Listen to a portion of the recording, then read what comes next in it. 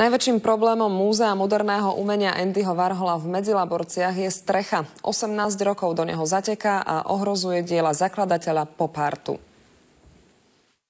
Nekvalitná strecha zatekala, dažďové kvapky padali rovno do výstavných priestorov. Muzejníci museli podkladať vedrá. Každopádne nám to znegativizovalo tú činnosť. Situácia sa každý rok opakovala. Čiastočné opravy strechy nestačili. Obavy o znehodnotenie diel narastali. Pokiaľ sa ohrozujú veci, ktoré stoja, ich cena je $20,000 hore, tak je to svojím spôsobom ohrozenie majetku štátu a iných majiteľov. Pre zatekajúcu strechu pred rokom zrušili inauguráciu 60 diel Andyho Warhola od súkromných vlastníkov z celého sveta.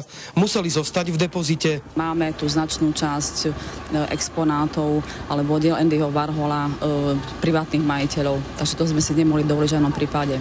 Až keď polovicu budovy od mesta odkúpil zriaďovateľ múzea, samosprávny kraj, začali rekonštrukčné práce. Proste chvála Bohu, že sa tá strecha robí a dúfam, že už konečne po 20 rokoch prestane zatekať. Kompletná oprava strechy Warholovho múzea si vyžiada 270 000 eur.